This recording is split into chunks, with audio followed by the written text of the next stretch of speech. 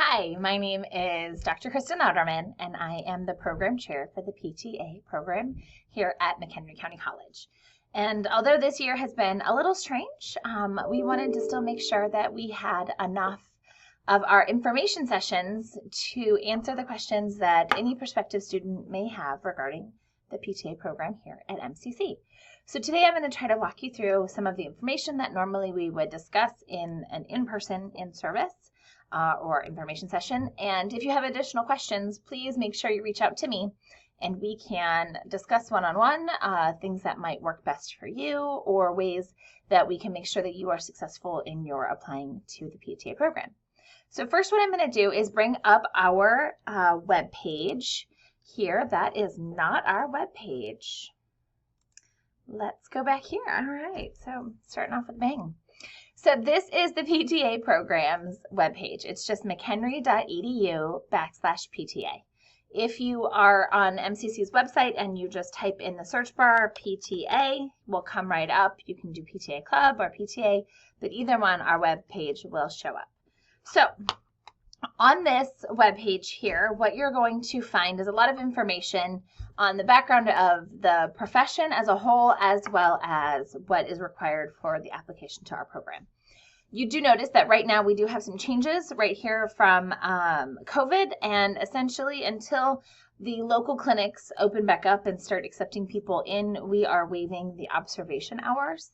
So they are no longer a requirement. Once the clinics are capable of handling outside people coming in, and that is no longer an issue, then we will reinstitute those observation hours. However, if you are capable of acquiring any of those hours, if you work in a facility or if you already have volunteered at a hospital or organization, you absolutely can complete those hours and turn them in and get some bonus points. Our entire application system is run on a point system, so it has nothing to do with if I like you or not. It has everything to do with what you have done and what you can show to the program and how successful you might be. So we have a couple changes there. The other big change that we have is we are delaying the start of our next cohort. So normally we start in the spring semester of every year, so January.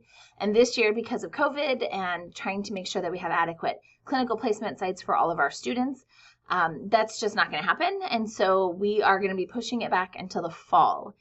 With that, our application timeline has changed a little bit as well. And so now we will be accepting applications up until April 15th to start in the following August.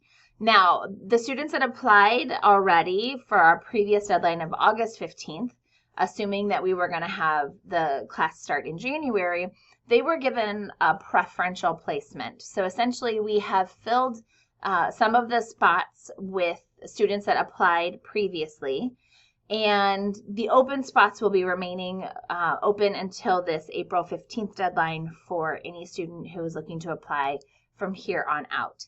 Now, going forward, we're going to maintain this April 15th application deadline and continuing with our fall enrollment and not returning back to the spring start.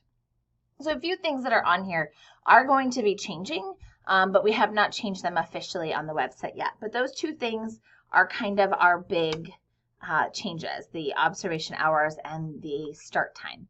So if we come in here to our admission requirements, in this little tab, really this section right here is going to get you to the majority of the information you'll need to know regarding the PTA program. So this is where we're going to spend a lot of our time today and looking at and discussing. As you scroll down on this first page, there's a little bit of information about the costs, so the total cost of the program that includes our fees, as well as tuition and books. So for not just the PTA program, but also for the general education requirements that are needed to get the degree in PTA. It takes 70 hours to complete. That's 70 credit hours to complete this program, again, with the PTA courses as well as the general education and support courses. So if you keep coming down, you can see that we have the different fees depending on if you're in district or out of district and out of state or international.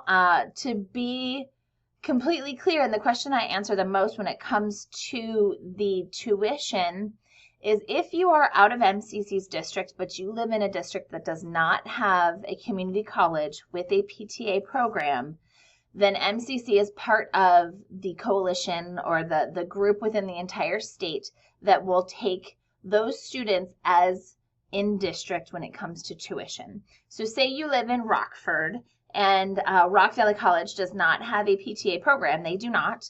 You could apply to MCC's program and come here at the in-district rate. But if you live in Elgin, where Elgin Community College does have a PTA program, then you would not get the in-district rate. You would have to go to Elgin for your in-district rate. So I hope that makes sense. If you have any questions about that, please reach out to me and we can discuss that further.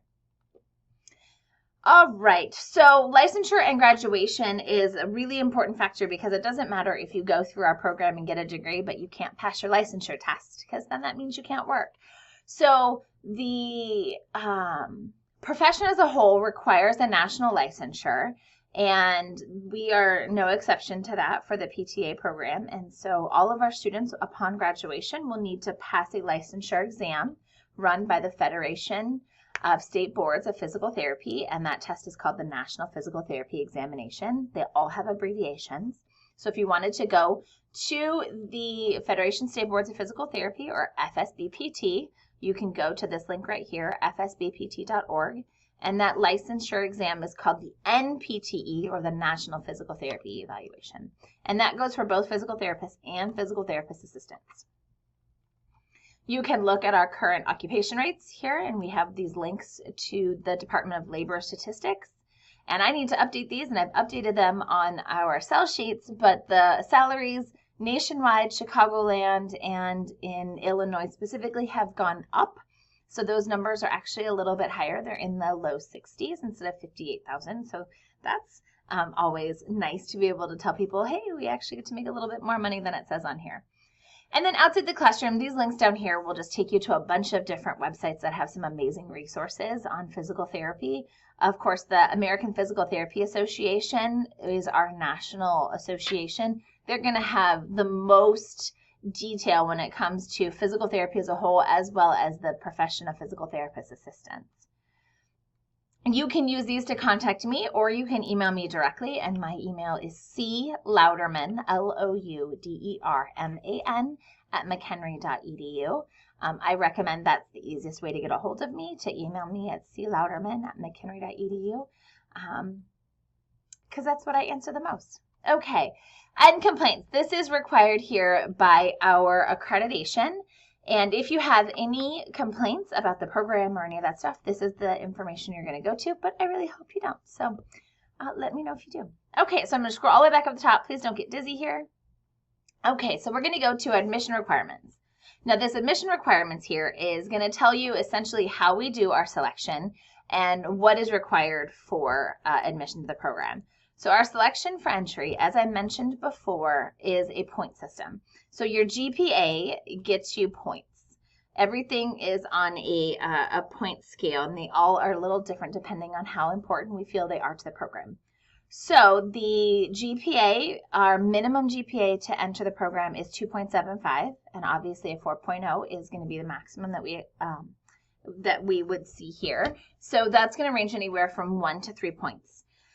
Now, if you've taken the general education courses that we'll talk about here in just a little bit, those are going to be what I use to calculate the GPA, not anything else. So say you have taken anatomy and physiology here at MCC, and you also took interior design. Although I think interior design is amazing and some skills that I would really like to have. If you have taken those general education courses, I'm going to utilize those because that's really going to be closer to what we need to do here in the program. So I would look at your A&P GPA, not necessarily elective courses or courses that would go towards a different degree outside of the Associates of Applied Science and PTA. Now, if you have not taken any collegiate courses at all, then I need something. So we're going to look back at high school transcripts and the such. If you have not taken any of the general education courses, but say you have another degree that you're transferring in, you know, a degree in English or something along those lines, then we'll use those collegiate scores for GPA. Ideally, of course, we want to see as many of the core and support courses for the PTA program as possible. We do not have any requirements when it comes to having completed those courses, however. You can come to us straight with no collegiate courses at all. but we don't recommend that because it's a lot of information. Okay, so those are on a 1 to 3 point scale. Then your essay. So you have to write an essay, and to do that, you're gonna, and we'll look at it on another page, you're gonna schedule that through the testing center here at MCC. And that essay can be done at any point in time. You don't have to wait until a certain day or anything, as long as it's done before the April 15th deadline. The essay is going to be answering 2 questions in essay format, not in question format. I don't know how many times I can make sure that people understand that. So don't say number 1 and number 2. Give me an essay. But you want to tell us why we should pick you, why you're good for the student to be enrolled here in our program, and what sets you apart from everybody else that's applying. So essentially, why do you want to be a PTA, and why should we choose you? And those questions are indicated specifically in the application, as well as in the testing center. When you go to do that, they'll be right there for you. Now, of course, it's done in the testing center, so you can't bring any notes in. You can't bring in things like that that would alter potentially your essay. Then this next part here, clinical and patient care experience. So this is what is no longer required because this is part of our observation hours. But say you work in a facility that you work in the PTA program at, or excuse me, the PTA department at Northwestern Hospital.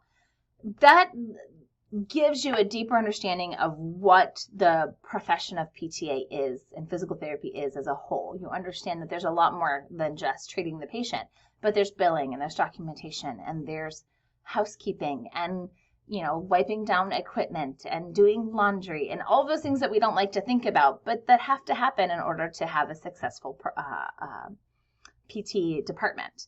So if you work in a facility, we give you bonus points. If you have observed in a facility, say instead of working in the PT department at Northwestern, you have volunteered for Northwestern in the orthopedic surgery floor or in the PT department. Now, not in Northwestern as a hospital, because there's lots of things that have nothing to do with physical therapy. But if you volunteer within a physical therapy setting, then you get bonus points because that usually takes a lot more dedication and time requirements than just shadowing. So then that would also get you bonus points of either 2 for working there or 1 for volunteering. And we still give those bonus points. You don't have to do these, but if you do have them, then we would of course accept them. If you have taken all of the general education courses, and again, we'll look at the list of what those are here in a moment. If you've taken all the general education courses and all that's left is PTA program courses, then you're going to get 4 bonus points. You notice that 4 is higher than having a 4.0. That only gets you 3 points. So having taken all of these general education courses are very, very important to us, and we think that that is really going to help you be more successful within the program. So we give a lot of bonus points for that. Again, it's not a requirement. You just get bonus points. If you've taken all but 1, so say you're missing just that second anatomy and physiology course, or you're missing evidence-based practice, and you're only missing 1, you've got everything else, so then you get 2 bonus points. We still think that's really awesome, and you have done a lot of hard work to get to that point, and we want to reward you with a couple extra bonus points there. So moving on down here. So of course, in all of those general education courses, for them to count, you have to have a C or higher. If you do not have a C or higher in all of those courses, then that's not, first of all, it's not going to help out your GPA any. But when you're in the PTA program, you have to have a C or higher to be able to continue on within the program. So if you have anything less than a C, then you would have to repeat that course. And our courses are only offered once a year, which means you would have to wait a year and reapply to the program for special consideration to come back in. That's a little bit more detailed of a conversation, and I'd be happy to explain that to anybody who would like to have a little more information on that. Okay, the next thing down is the interview. So if you have met all of the qualifications so far, you have completed your essay, you have a GPA above that 2.75, you've turned in any observation or work hours that you may have, and you have submitted your application, you meet all of those requirements, then we will send out an invitation to participate in an interview. Normally, we of course would interview in person. This year we are doing virtual interviews. We'll see what happens going forward, if we're able to meet again in person or if we're going to continue with the virtual interviews. But the purpose of an interview is to find out that you have the ability to communicate. Can you talk? Can you hold conversations? Can you ask questions? Do you have good eye contact? All those things that are going to be required to work with patients and to have that rapport that is needed to be successful in our profession. And those can get you a maximum of 3 points as well. Anatomy and physiology, both 1 and 2 here on our campus. So that's Bio 263 and 264, ours, and you can transfer them in from other locations. Those have to be completed within the past 5 years. And the reason we do this is that if you don't use this information, you're not going to remember it. And we rely so heavily on the information that is included in those 2 courses that if you have taken it 10, 15, 20 years ago, and you don't remember any of it, it doesn't do you any good that you've taken it. So we do have that requirement that they have to be completed within the past 5 years of your application. So if you've taken it longer than that, but you passed it and you have a C or higher, we do have some alternative options for you. Please just reach out to us and we can discuss those with you individually. Of course, this 20 hours of observation has been waived, so we're going to go ahead and move right on past that. And then priority is given to in-district applicants, and then out-of-district, and then out-of-state, and then international. And remember, if you're applying from a program or from a community college district that does not have a PTA program, you're still considered in-district. So keep that in mind. But what we do for that is you're just given a bonus point structure as well for in-district versus out-of-district. So that is how that happens. Okay, I hope you don't have any questions because I can't hear them. So the notification of acceptance. So once we determine who has been accepted to the program, then we will send out a notification to those students who have been accepted, and they have to return a letter indicating that you are accepting that position, and we need that letter within 14 days. If you have not been selected for the program, we will tell you where you rank on a wait list. And say you are, the second person on the wait list, we will tell you you're number 2 on the wait list. And then that way you can make some informed decisions of if you're going to wait and hopefully somebody does not start the program, or if you're going to pursue other alternatives. Up until the very first day of classes, if somebody leaves or decides not to start the program, we will pull from that wait list. But after the first day of the program, we are no longer allowed to pull from that wait list, as you would have missed some valuable information. And therefore, if you wish to reapply, you would have to do so the following year. We do not maintain a wait list from year to year, so we do require that you reapply every year. Okay, additional program requirements. So the important thing about this is to understand that these are not required for your application, but they will be required once you are in the program. So in order for you to go onto your clinicals, to have that, actual hands-on experience with PTs, PTAs, and patients, you have to have all of these things. You have to have a physical, you have to show all of your immunizations, a background check, and a drug screen. Now, these are all things that we will do with you in the program, so please don't do these ahead of time. You will have to demonstrate that you have health insurance and that you are CPR certified, and those you will have to do on your own. We don't do those within the program for you. So for the CPR, there are some really great courses here on campus in the non-credit side that we recommend all of our students take. And essentially that has to be for the healthcare provider, not for, Joe Schmo on the street. So just keep those things in mind there. But again, those have to be when you are in the program. And then there's just some information on, passing the courses, what's considered passing, what would require a retake. And then we have the program grading scale. So all of the health professions here on MCC's campus have this, a bit of a skewed grading scale. So we have our passing score as a 75%. And the reason for that is in order to pass the National Physical Therapy examination and to get licensed, you have to have above a 75%. So if you were to pass all of our courses with a 70 and then not be able to pass the licensure, then we are doing you a huge disservice. So all of our courses here on campus have a pass rate of 75% or higher. Now, please realize that that's just the PTA courses. All of the support courses, your biology, English, things like that, those do not have that sliding scale type. They are all going to be a 70% and up for a C. Okay, So then I'm going to come back up here to the top, and I'm going to go over here to the application, so the PTA application. So on here, you will notice that it is applying for our spring 2021 cohort. So the application is right here. You just have to fill this out, include all of your demographics, any colleges that you have attended, including MCC. These right here are the support and core courses that are included in our degree that are not the PTA program courses. So we have Biology 263 and 264. That's your Anatomy and Physiology 1 and 2. English 151, Psychology 151, Speech 151. This is medical terminology. So AOM 135 is medical terminology. HCE 111 is evidence-based practice. And then you need to take a humanities or fine arts course, and you can see those within the course catalog and the courses that fit within that. But that is a choice of yours to take what you feel. So you need to include where you have taken those, the years you have taken them, when that was, was it 2015 in the spring, and then what grade you had from that. All of these grades will be verified, of course, by the PTA program and ensure that you meet the GPA requirements.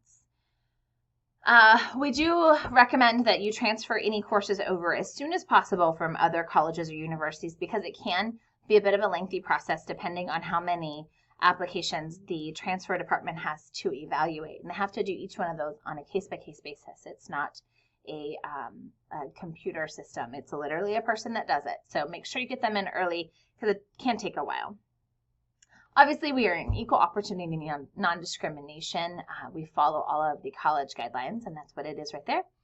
And then you just need to fill out this form, select agree that you are allowing me to review your transcripts and grades, that I can verify this information. And then you will have a preview your answers so you can verify that you have all of the information correct and you didn't make any errors. And then submit that form and it will securely come to us. So that is the application. Now, this one here. So application process. In this application process, of course, it talks a little bit more about this COVID and the issues or the things that we have changed because of all of the issues we have had from that. You can get to the application again, same location we just were right here. But what I want to do is come down here and go to these essay questions. To complete our essay, as I mentioned, you have to do that within the testing center.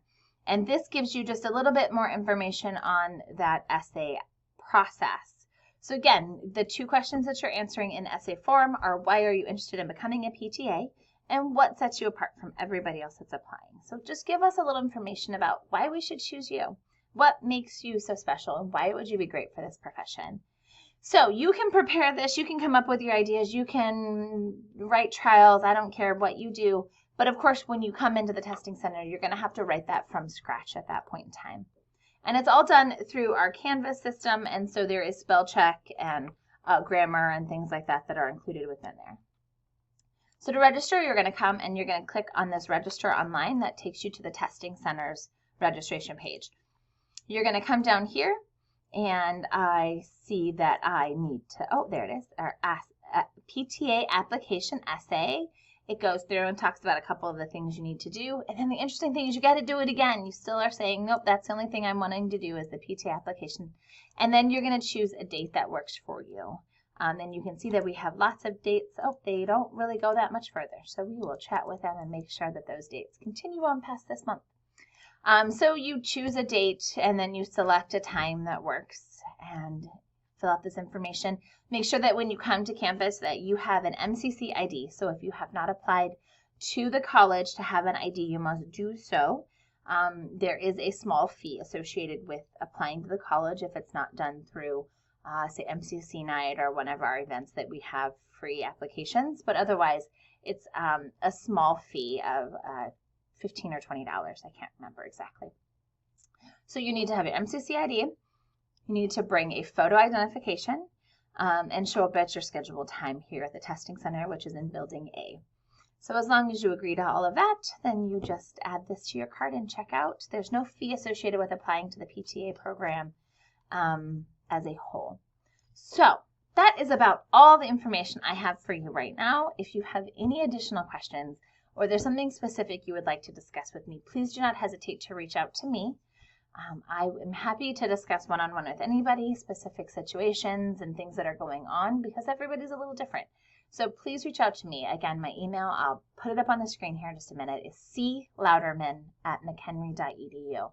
I look forward to talking with you, and thank you for spending your time to learn all this information.